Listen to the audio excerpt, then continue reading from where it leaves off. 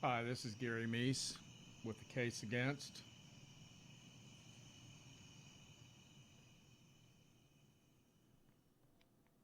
I'm going to be going over chapters 8 and 9 in my book, The Case Against the West Memphis 3 Killers. I have 3 books about the West Memphis 3 case, a 2-volume set, uh, uh, Blood on Black and Where the Monsters Go, and then a third book, which is a combined, condensed, somewhat revised, and arguably more readable version called The Case Against the West Memphis 3 Killers, which is what I'm currently reading through in the podcast. Before I get into the book, I do want to make note of several things. This last Wednesday was May 5th. It was the 28th anniversary of the killing of Christopher Byers, Michael Moore, and Stevie Branch by Damien Echols, Jason Baldwin, and Jessie Misskelley Jr.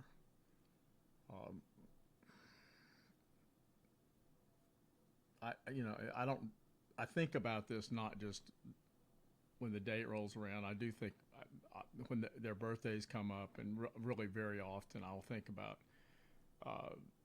the fact that these were lives that were interrupted in a horrible fashion, interrupted and ended in a horrible fashion. And these boys never grew up to do the things that they would have done otherwise, except for Baldwin, Misskelley, and Echols.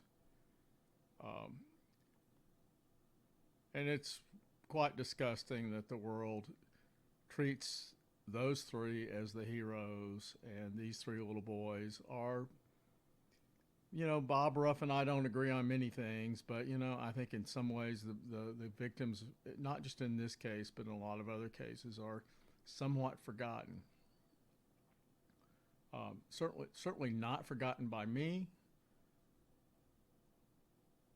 Even more so, not forgotten by their families, their friends, and there are people who follow the case who are very, very emotionally attached to boys that they never met and probably never would have met.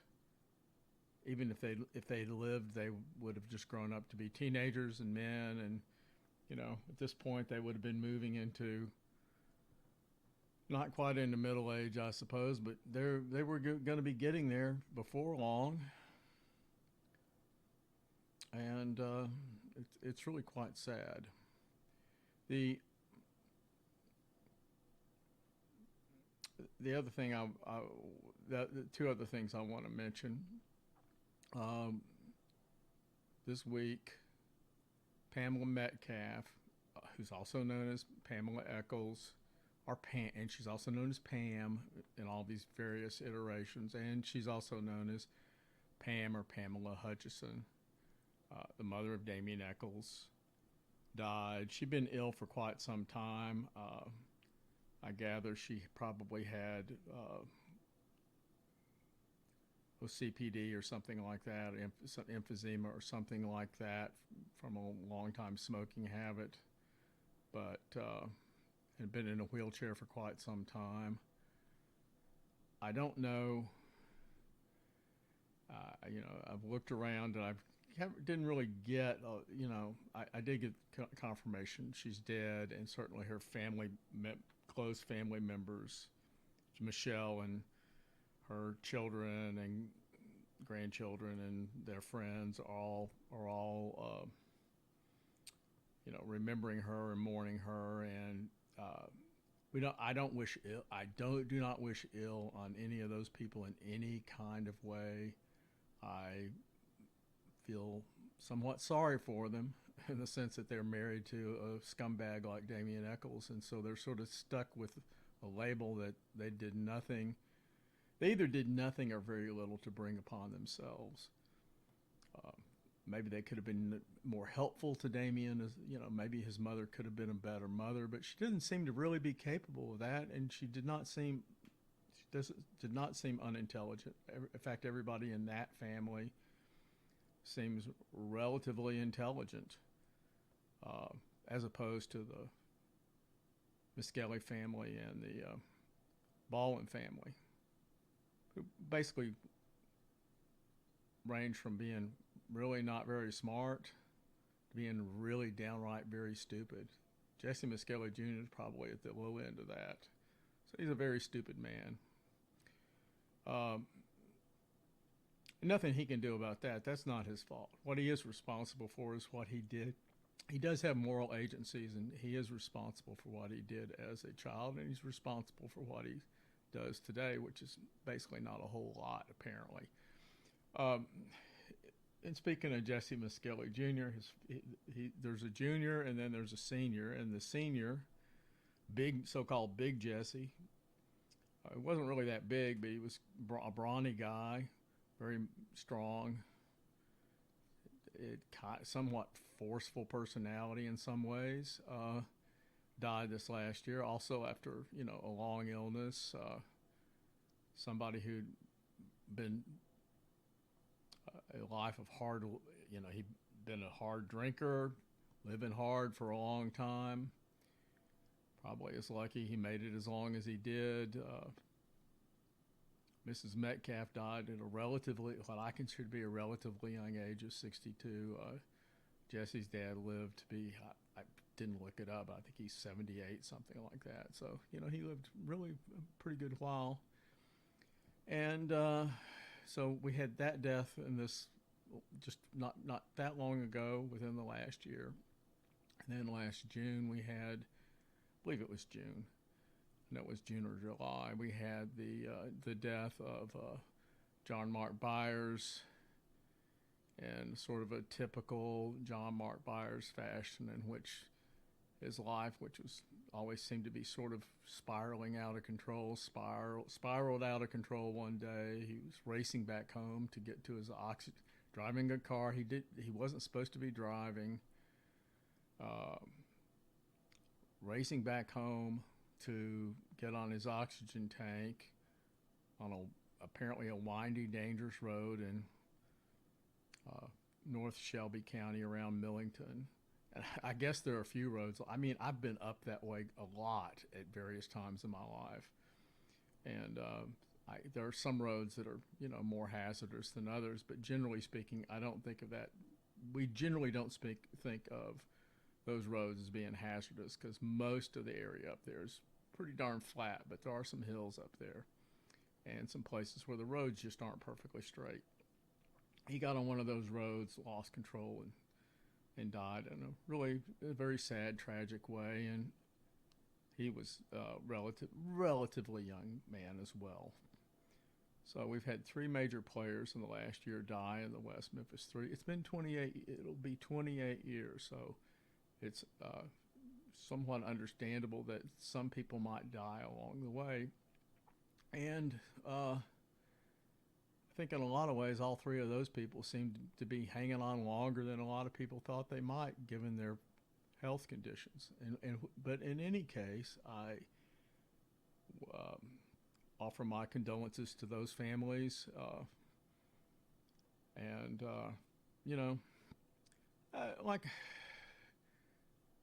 I have to admit, I was a little curious about Damien's reaction to the death of his mother. I've seen he still has a Facebook page. I think I'm blocked off of it. I hadn't really checked lately, but I'm not sure he can actually block me, but I think he might have. But anyway, he used to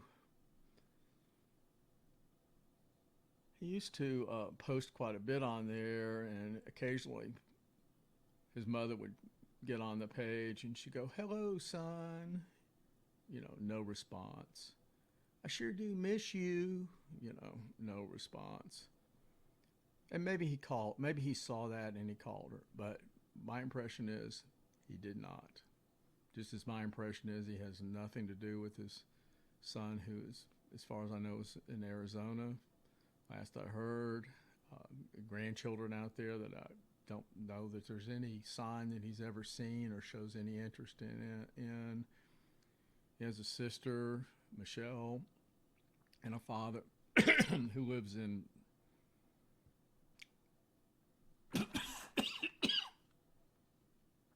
Excuse me. Really didn't mean to do that. That coughing is one reason I've been off the podcast thing for a bit, but that snuck up on me. His sister Michelle lives in North Mississippi, and his father lives in Alabama. Last I checked, which wasn't that long ago. And he doesn't seem to have a whole lot to do with any of them. In fact, it seems like he has nothing to do with any of them.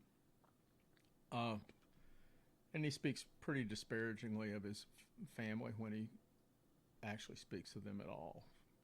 Some sympathy with the fact that, he uses them as one of his means of gaining sympathy about being this poor family.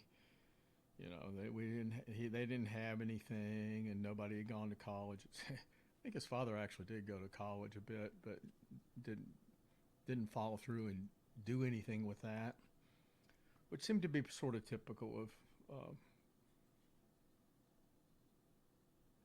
Joe Hutchison. Anyway,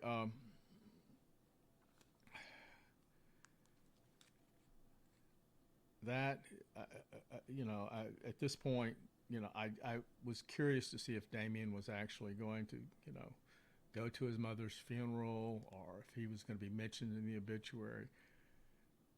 There may be an obituary out there, but I dug around the usual spots you'd expect to see an obituary from that area. I didn't see it. Maybe they chose not to post one for whatever reason. It cost a little bit of money. They never seemed to have any money. So it's quite possible it just sort of went by the way. There's usually a perfunctory mentioned somewhere in like the local newspaper, but commercial appeal, I looked through there. I didn't see it. It doesn't mean it. Maybe I missed it. Did I miss it? It's possible. But I didn't see it. And so and then, looking at some social media things, it looks like Damien at least acknowledged privately to a few people that maybe his mother was dead. So he's aware of it. That's probably about the extent of his involvement in that. And, in a certain sense, he's entitled to that. It's his mother. I don't have any real strong incentive or even rationalization for speaking too much about that, except it does go back to something to the case history. His mother was heavily involved in the crafting of his very poor defense. She managed to cast, I'm really not going to dump on her, but I just want to tell her, I want to remind people, she testified. And because she had described this scene that supposedly went on the day before the killing, where she and her recently reunited and recently remarried husband had a big argument the night before the killings, and he had moved out, and Damien was crying about it. It seemed like it might have contributed to some of the tensions that might have led to the circumstances in Robin Hood Hills the next day. Possible. There was a great deal of anger going on there. However, she changed her story and said, that happened then, and then, it didn't happen then, it happened another day. And the other day would have been actually the day before she first described it. So, she was not a credible witness. Let's put it that way. She was also the one who came up with his very poor and discrediting alibi about the visit to the famous Beverly Hills 90210 visit, where they visited a family friend, and they watched Beverly Hills 90210 prom night all together. A very touching scene that almost certainly never happened. And she came up with that. That was discredited at trial. Mr. Misskelley Sr., Big Jesse, he was a very strong advocate for his son. And he had a lot to do with crafting aspects of that alibi that Misskelley attempted, and he also made some claims in his testimony about being home at a certain time and seeing Jessie at a certain time, and he was in a DUI class at the time, and with an instructor that came in and said no, he wasn't home at 7 o'clock or 7:15. It was much later than that. So he was discredited at trial. So these parents did not do their children any favors by making up these stories. But it's hard to fault parents for standing by their children. Some people would do that. Some people would fault them. It's confronted with your own child being in whatever, fighting for their life. How would you react? I don't know. My tendency would I think, knowing me, I think I would try to be supportive, but not support the lies. That's a hard. It's a narrow blade you're walking on there, and it's a very narrow line you're walking there. Being supportive, but not going along with the story. Maybe not making it worse. Don't pile on with, oh, he wasn't home at all. If they want to try to come up with an alibi and you don't have any help for them, just don't say anything at all, which is kind of what Joe Hutchison did. When it got around to trial, he didn't really want to testify. That he didn't testify about Damien's alibi. He waited and gave a testimony later in the sentencing phase to try to build up some sympathy for Damien, and didn't really succeed there either. But at least he tried. The other thing I want to say that was very peripherally related to the West Memphis 3 case was watching a series on Netflix based on Maury Terry's book, Ultimate Evil. And, and it has to do with Son of Sam, alleged conspiracy behind Son of Sam that involved, a network of Satanists who were also pedophiles. And this has some pretty obvious parallels with at least the popular image of the West Memphis 3 case. I don't find it. I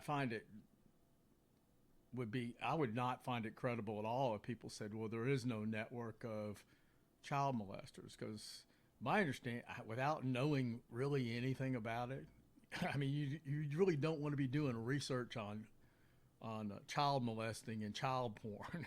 You don't even want that showing up on your computer anyplace. I know pretty much nothing about it except it exists, and there are networks there of these people who send materials back and forth and presumably do more nefarious things involving actual children. More than presumably, they do that. I have no reason to think that doesn't exist. So there is that network. Does that tie in with network of Satanists? I'm not sure there's any real evidence that that's the case.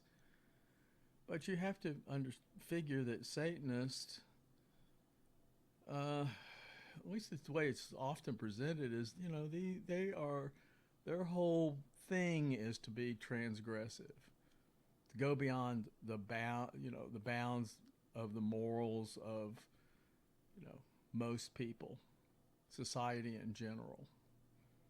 And it's really quite humorous when you see, and this comes up in the West Memphis 3 case, people will get on various boards and forums and so forth and say, well, Satanists don't kill people.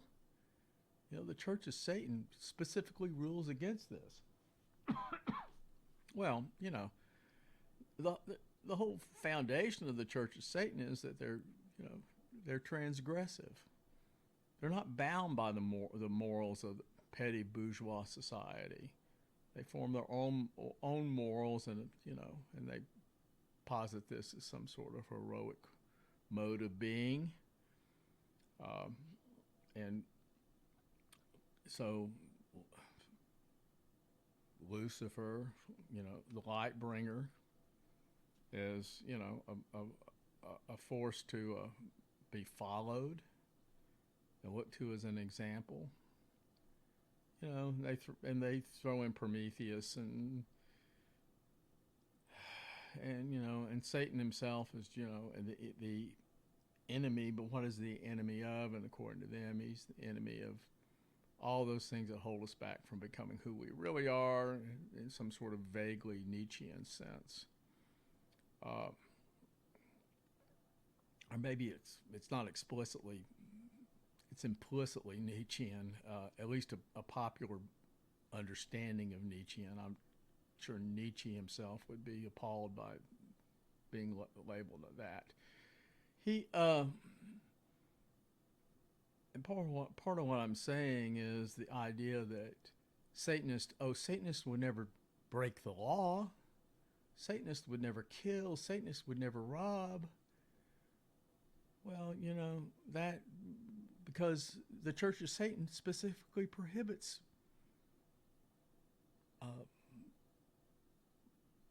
harming children and animals and so forth. Well, the church is, it's basically cover your ass time with the Church of Satan. It gives them an element of plausible deniability, and if Satanists actually do go out and torture children for some sort of ritual purpose or just for plain old fun, which may have happened in the West Memphis 3 case, they can go, oh, well, we don't support that. Of course, members of the Church of Satan didn't have any trouble going down to Los Angeles and supporting Richard Ramirez, one of the most horrific killers that's ever stalked a large city and held it in a reign of terror, not very similar to the Son of Sam, and actually more disturbing in a lot of ways because he was not bound. He seemingly wasn't bound to a certain method or type of victim. He was ready to spread his evilness and his satanic devotion on everybody. David Berkowitz is a different case. I was going to say the Netflix series is very interesting. I found it, compelling viewing, but a lot of what I saw in it was a character study of a talented journalist who basically got sucked into an obsession and got fixated and focused on finding connections. There are admittedly strange things that happened around the case. Were they all connected? Were the series of strange deaths? Was that coincidence? It does seem like it's beyond what should be coincidence. But at the same time, to go beyond that and say, well, this is part of some vast satanic conspiracy is quite a stretch, in my opinion. I think there was something else going on there with Berkowitz and maybe the Carr brothers.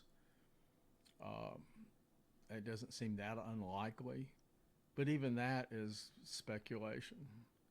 I really try to stay away from too much speculation with the West Memphis 3 case.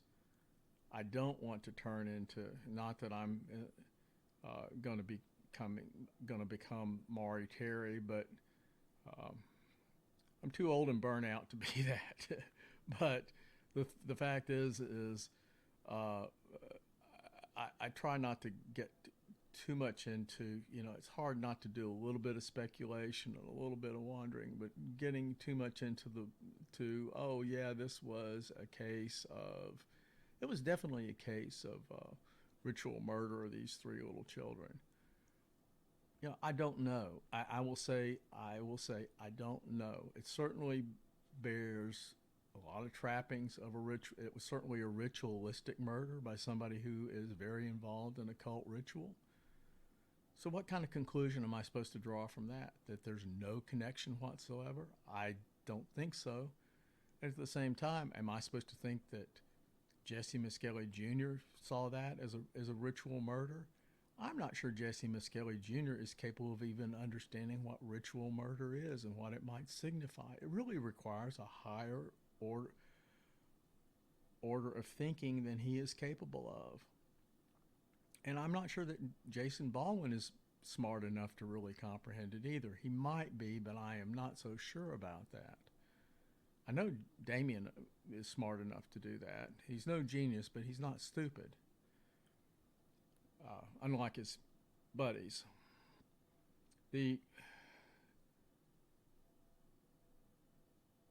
Getting back to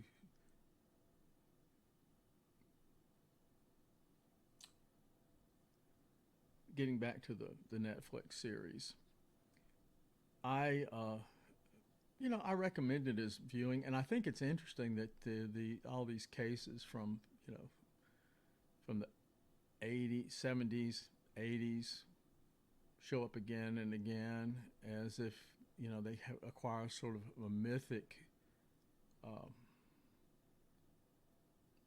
status that more recent cases really don't. Son of Sam, Night Stalker, Ted Bundy, John Wayne Gacy, Jeffrey Dahmer. Those names sort of, everybody knows who they are. They sort of roll off the lips. More recent cases, even the Golden State Killer is not from this era. It's from an earlier era, and he that hasn't acquired, despite the horrific nature of all his crimes, that hasn't acquired this kind of status that those other names have. It's kind of like rock music. It's kind of like the music scene. It's like all the greatest hits seem to have happened 30, 40, 50 years ago. I don't know what you do about that. Maybe it's just a sign of a society in a certain stage. Or maybe I'm reading too much into it. And speaking of reading, I'm going to go on, and before I go off into the weeds myself and say something that sounds even dumber than the stuff I've already said, I'm going to read part of the book here. I wanted to preface, there was something about the ultimate evil that I really wanted to make the connection with the West Memphis 3 case, and right now I didn't write it down, and it's eluding me, so I'm going to go ahead and read this, and if I think of it while I'm reading, then I may come back to that. This is Chapter 8 from the book, The Case Against the West Memphis 3 Killers, which is available in print and Kindle format on Amazon. Damien Echols' history of violence gave credence to an ability to torture and kill. According to his discharge summary from Charter Hospital in June 1992, supposedly Damien chased a younger child with an axe and attempted to set a house on fire. He denied this behavior. He reported that his girlfriend's family reported this so that they could get him in trouble. He was also accused of beating a peer up at school. Damien admits to a history of violence. He said prior to admission he did attempt to enucleate a peer's eye at school.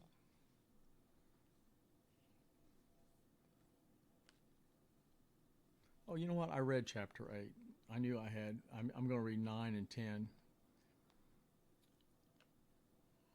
Sorry. Chapter 9. Damien Echols was notorious for walking everywhere, often in a black trench coat. Speaking of the black trench coat, he was seen everywhere with that black trench coat. And yet, no black trench coat was found. And with these search warrants of went through his home with his parents, where he sort of de facto lived over at Dominique Tier's trailer, and or at Jason Baldwin's trailer, which I'm not sure they found that much stuff from Damien there, but they did go through the trailer and collect things. So where was the black trench coat? Supposedly there was some sort of coat meeting that description that was found close to the murder scene.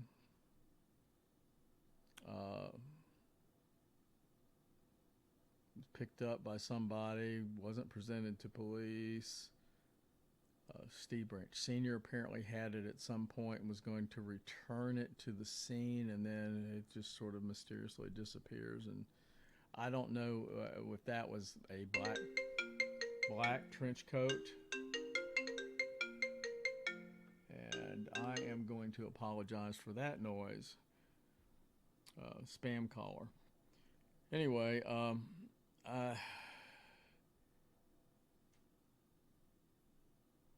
so we don't know really what happened with that black trench coat, but Damien definitely had one. He wore all the time, and he testified he walked around West Memphis frequently and was in the area where his victims lived, according to his own words here, quote, probably an average of 2 or 3 times a week, unquote, over, quote, probably at least 2 years, unquote.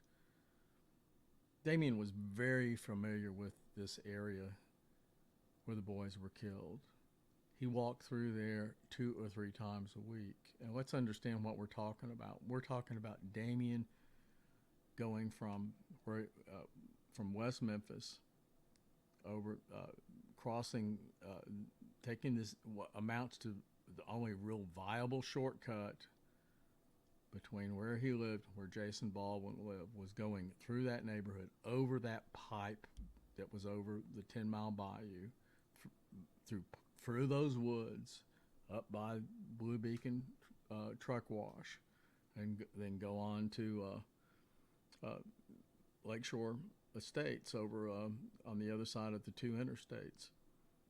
So he went through there all the time. He walked a lot, and if he didn't go that way, he was going to have to go along. You can get there in other ways, but none of those other ways are nearly as fast and are pedestrian friendly, for that matter. It's no big deal to walk across that pipe once you get used to doing that, I suppose, walking across that pipe bridge. And there was a little trail over there. There's a trail going up to it from the little stub of the street that's there, Macaulay, I think, and then you go, cross the bridge, and you go up. There's a little trail that goes through a little field, and then you're up at the truck wash. It's no big deal. The killings were off to the right a bit over into the woods, but there's no reason to think that Damien, who liked hanging around such places, wasn't familiar with the woods as well. I mean, not just the part he walked through, but other parts. There's no reason to think that he was not familiar with that, and he was actually seen in there 2 weeks prior to the killings. The pipe over 10 Mile Bayou offered a significant shortcut between Lakeshore and his parents' trailer in South Broadway. But despite that, and despite having lived in the neighboring Mayfair apartments, which were really just on the other side of the 10 Mile Bayou, looking out over these woods, he testified he'd never been in Robin Hood Hills. Which, that's just a manifest lie. He contradicted himself in his own testimony. He said he'd never been there. Then he said he walked through there 2 or 3 times a week. But, Damien has no compunction about telling lies. Damien, in Life After Death, described his dissatisfaction with Dominique and how he sought out his old girlfriend. I thought of Deanna frequently, Deanna Holcomb we're talking about, wondering what had happened. I found out Deanna's family had started attending church. The possibility of seeing her again plagued me. I couldn't get it out of my head. I constantly wondered what would happen, how she would react, what I would see in her eyes. Sunday morning found me preparing to descend into the hellish realm of fundamentalism. I had to do it or I would get no rest. Scanning the rows, I saw Deanna sitting in the dead center of the room with her family. I couldn't breathe. She looked at me and looked away.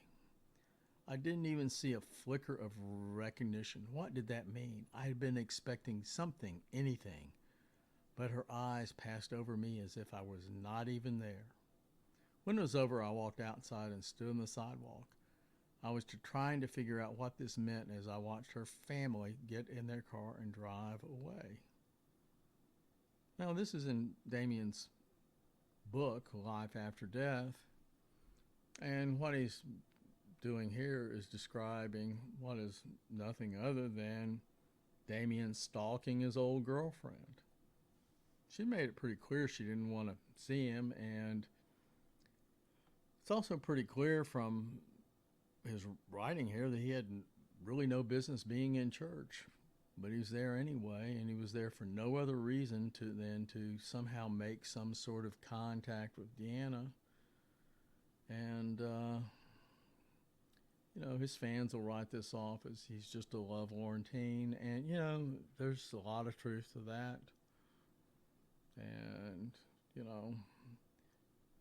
there's a certain aspect to this that if you've lived long enough, you've probably done something similar to this. I have.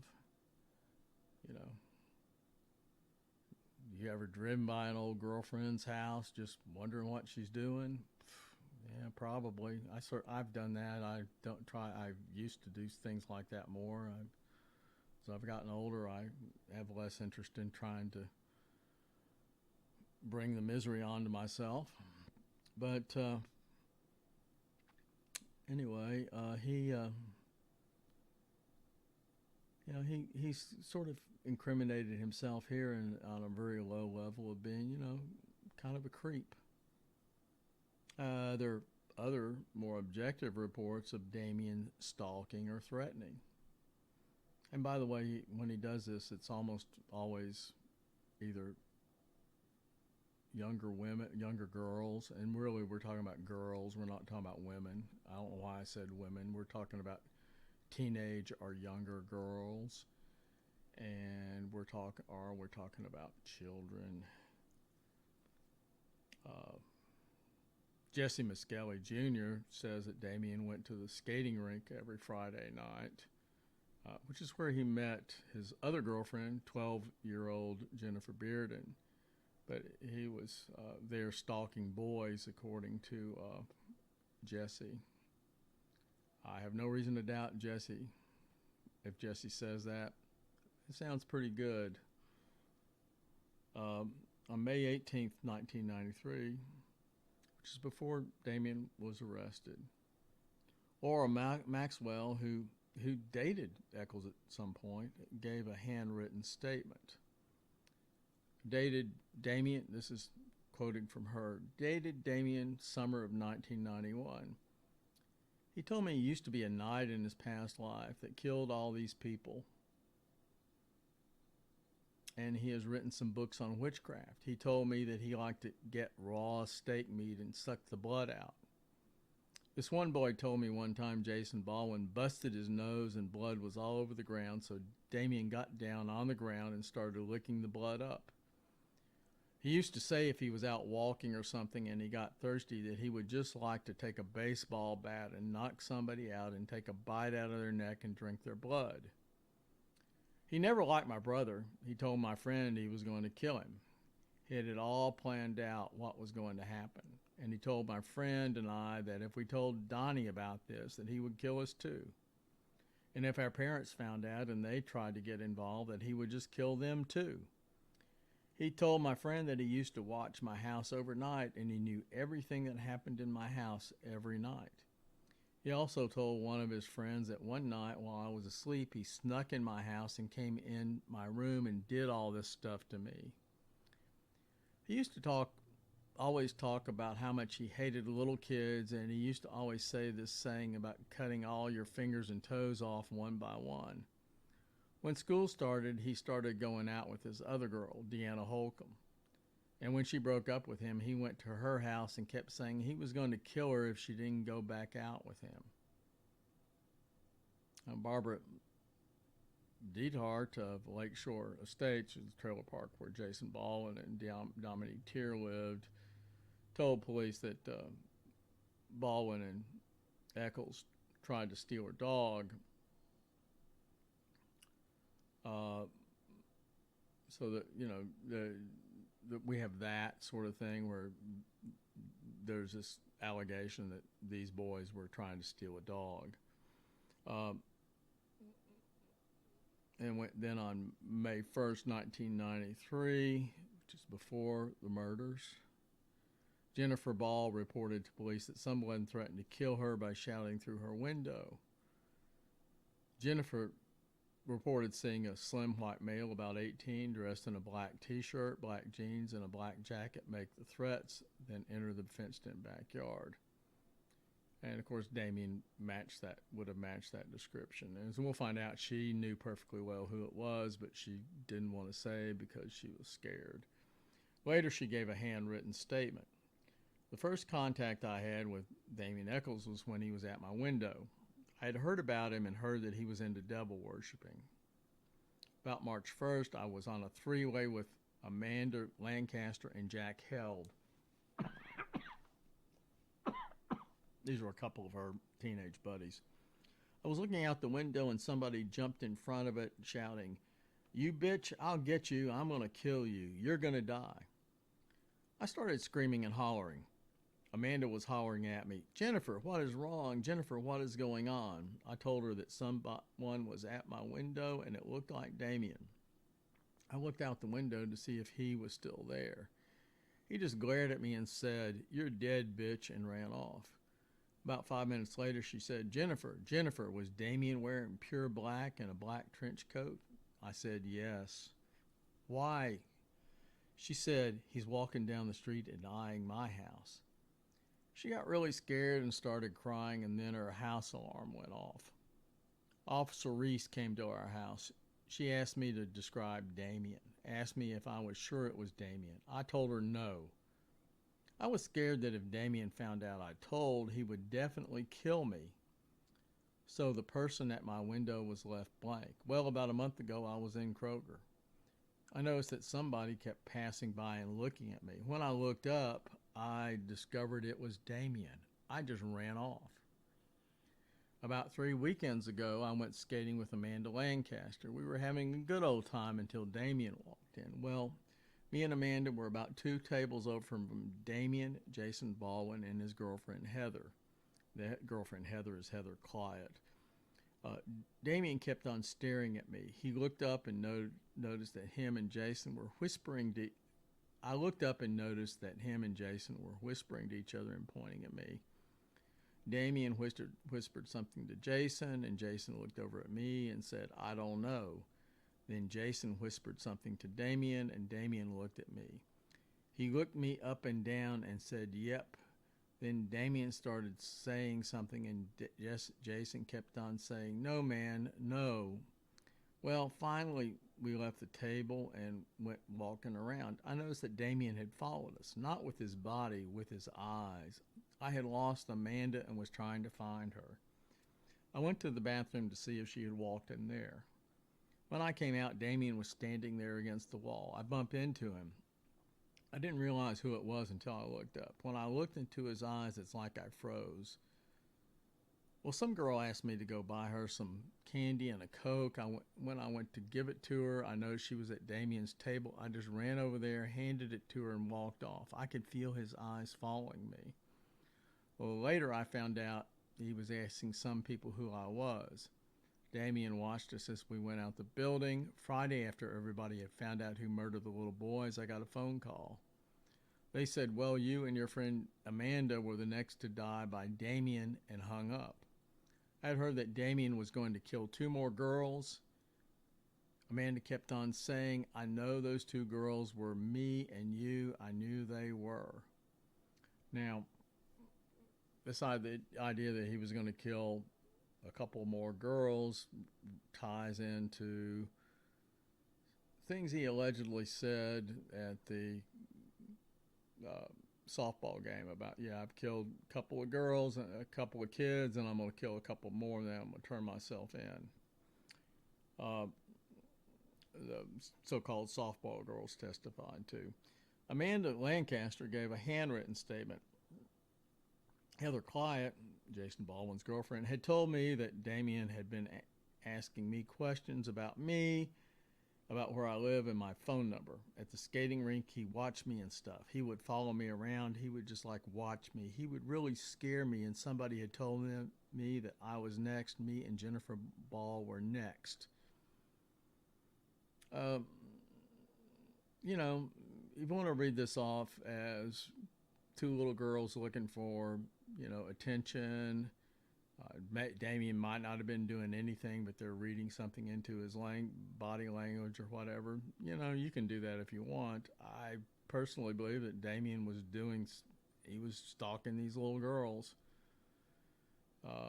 and having some fun doing it. He and Jason were, playing a little game. Let's spook out this chick, and they did. They apparently did a pretty good job of it. Jennifer Ball's mother, Teresa Woodson, said Echols had been identified by Jennifer in March and that she had seen Echols walking in their neighborhood that same afternoon. Karen Bashir's McAteer described another encounter with Echols. On a Sunday morning, approximately 2 to 3 weeks before the triple murder occurred, my daughter and a friend were outside playing in my front yard at 515 Belvedere. They came into the house and said there was a man watching them from a bush 1 house away. I immediately went to the door, and when I opened it, he got up from a squatting position and started to run toward Balfour Road. I called my husband, and he and I immediately started looking for the man. We looked all over the neighborhood and the bayou behind Balfour. He just disappeared, and we could not see him. The guy behind the bush was Damien Echols. I saw him clearly, and there is no doubt. My daughter said the guy had something in his hand. My daughter believed that he was taking pictures of her and her friend at the time. She said Echols was wearing a black trench coat. The daughter, Jessica Bryant, 11, told police it was a Sunday morning, and this boy just came walking down the street, and he was dressed all in black. And so we were just playing, and we looked over, and we saw him. He was behind the bush, and we continued playing, and he was still there, so went over and hid behind the car for a few minutes, and we thought he won't come out, so he will go away and leave us alone. And we went back, and he was still there, and so he was looking out of the corner of his eye at us. And so we didn't know what to do, so we went inside and told my mama, and he started running off, and then we don't know what happened to him. He had sort of long hair, dressed in all black, and a real long overcoat on with some black shoes on. He was just looking out of the corner of his eyes with his hands like this against him. He was like digging in his pockets. He had his hands in his pocket, but I don't know what he was doing. He was squatting down behind the bush. He was doing something in his pockets. He was like getting something out of his pockets or putting something back in. Well, bless her little heart, and I'm kind of glad that, Jessica Bryant, 11, didn't actually know what seemed to be going on there, but it certainly sounds like Damien Echols was playing pocket pool while he's watching little, prepubescent girls play in the yard. Really nice, huh? And it fits in with this pattern that we've described of him stalking people.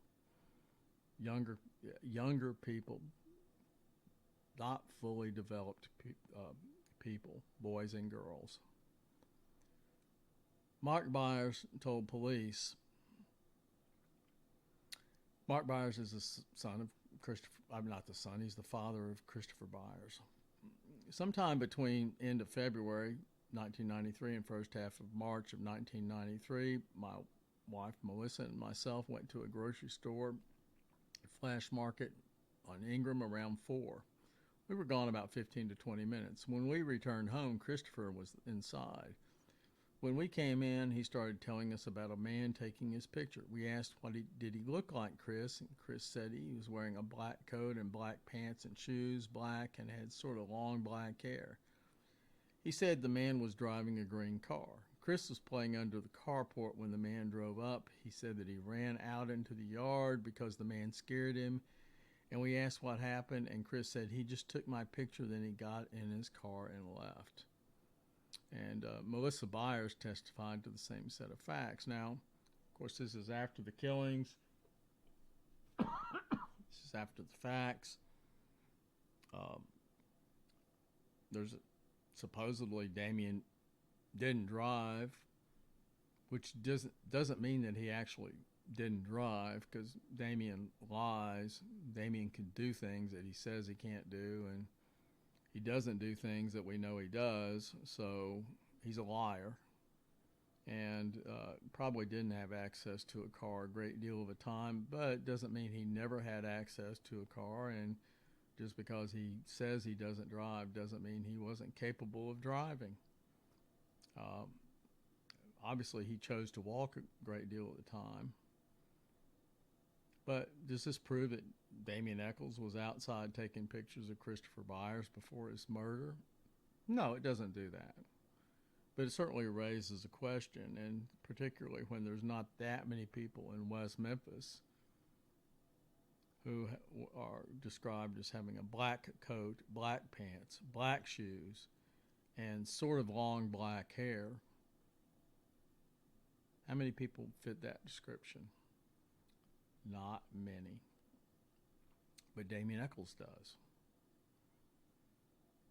And that's all I'm going to read today. I'm not sure about the audio quality. Hopefully this worked and I won't have to totally repeat myself. But if I do, at least maybe I'll do better the next time. And that's it right now from the case against. Thank you.